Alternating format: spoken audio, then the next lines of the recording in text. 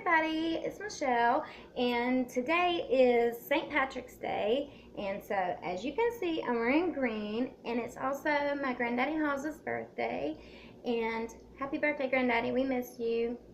He is passed, and we miss him. Alright, and today I am reading Hocus Pocus Hotel, The Prisoners of the 13th Floor by Michael Dahl, and that's it, and it's green. Green. Alright, so this book is about the statues of the 12 Olympians have been lost for decades until Charlie Hitchcock finds them hidden on the newly discovered 13th floor of the Abracadabra Hotel, where he finds his missing friends Brack and Ty too. Charlie's friends have been hurt, and then one of the statues disappears. Brack's arch-rival, Theophilus, has been lurking around, but Charlie can't find evidence against the evil magician. Can Charlie solve the mystery of the vanishing statue while keeping his friends safe? Let's find out. Okay. The Abracadabra Hotel. Shifting shadows. Charlie Hitchcock had never slept in a magician's house before. It was disappointing. No unearthly moans, no rattling chains, no phantoms flitting through walls. Charlie would have welcomed them and would have spent the rest of the night trying to solve the mystery of what they really were.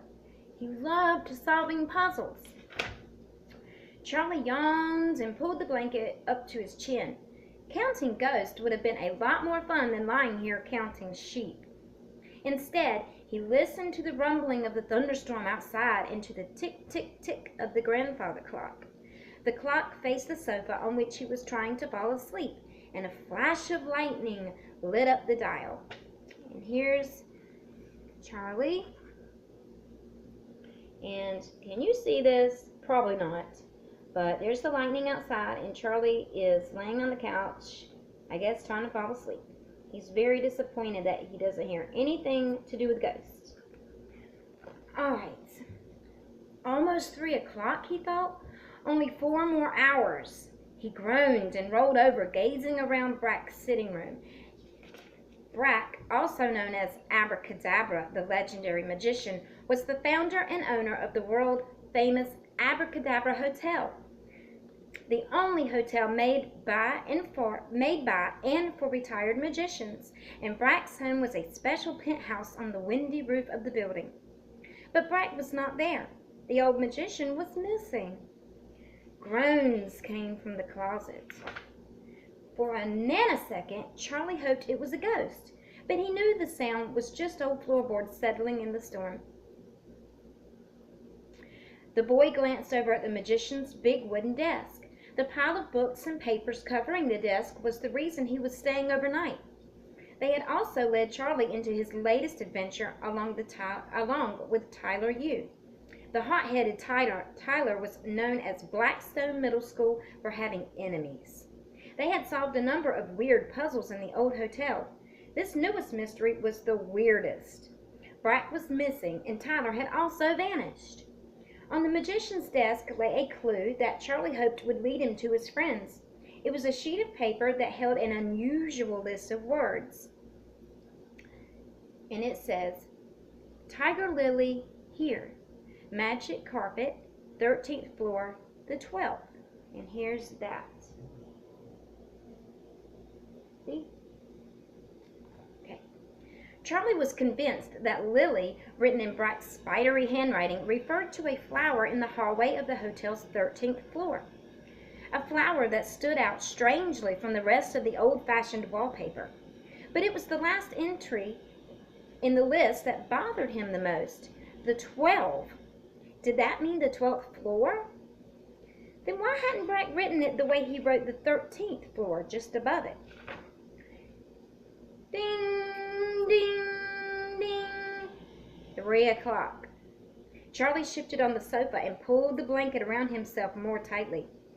What or who are the 12? He wondered. There were 12 months in the year, 12 numbers on a clock, and 12 days of Christmas. 12 signs of the zzz. Brack's sitting room soon echoed with the thunder-like rumbling of Charlie's snores. And while the boys slept, a dark figure, waiting patiently in the shadows, slipped from the closet, made its way to the front door, and darted away from the magician's house. 4 hours later, Charlie yawned and stepped off the elevator, shuffling through the vast lobby of the Abracadabra, which was also known as the Hocus Pocus Hotel to the staff and its guests. "Charlie, over here!" came a voice.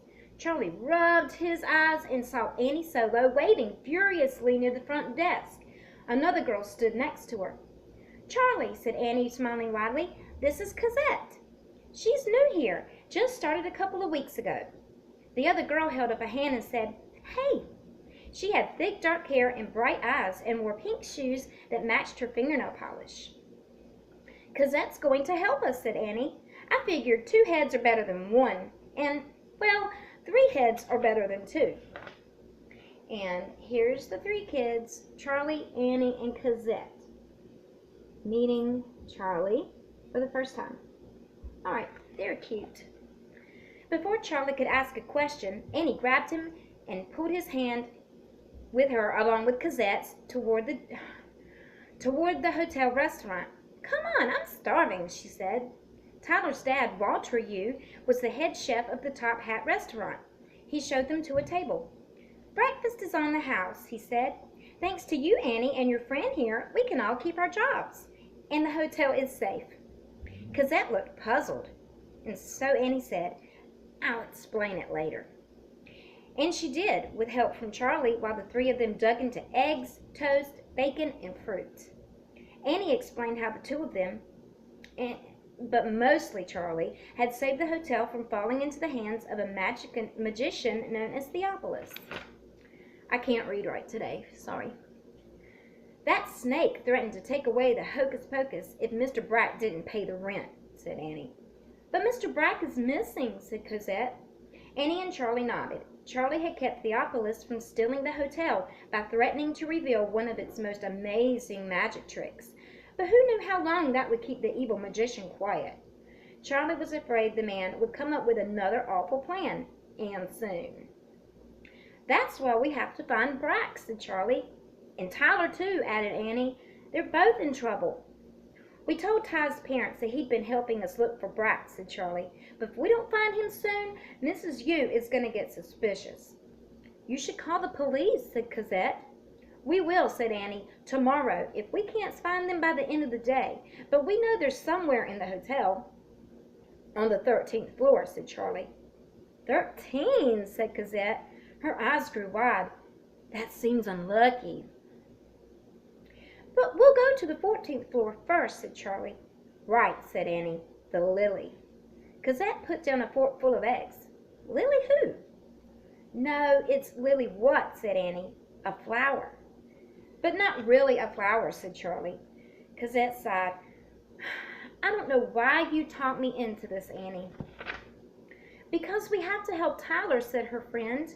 Cosette and Charlie shared a glance. They knew Annie liked Tyler, really liked Tyler. Cosette patted her lips with her napkin and then dropped it on the table. "Okay then," she said, "let's go rescue Tyler." When they got off the elevator at the 14th floor, Charlie led them to the hallway he and Annie had investigated the day before.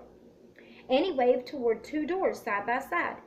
"That's where the magicians are staying this week. Theophilus there, and Mr. Dragonstone there." "David Dragonstone?" said Cosette. "He is so cute. Do you think he'll come out if we knock on the door? Will he be wearing his cute white suit?" "We're here to look for Tyler, remember," said Annie. "Besides, David Dragonstone might be involved in this," said Charlie. "Charlie figured out how Mr. Dragonstone did his magic trick," said Annie.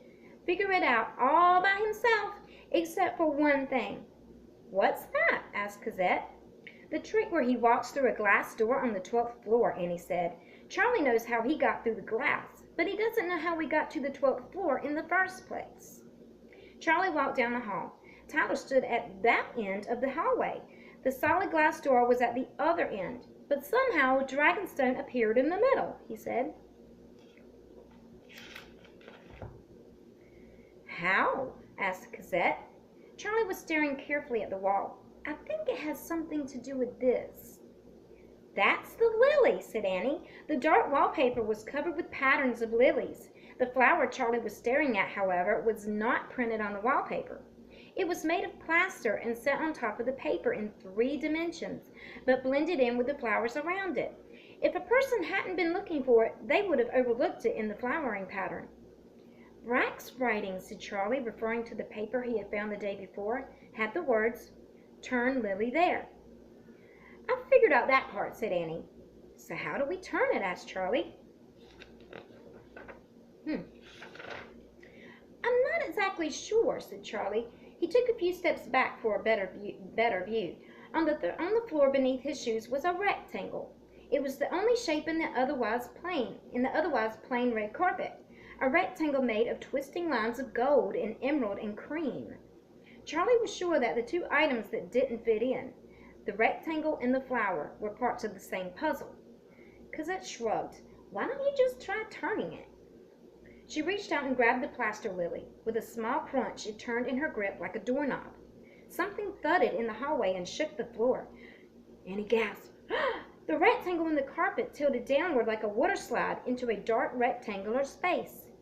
The last things Charlie saw were Cosette's pink shoes. He fell through the floor and then rolled into something hard. With another thump, the carpet above him tilted back and the light disappeared. Charlie heard a wrenching sound, a scream, and then nothing. He was in darkness, total darkness. And there's Charlie sitting there after falling down through the opening. How creepy. All right, and that is chapter 1, and shortly I'll read chapter 2, and that is called The 13th Floor.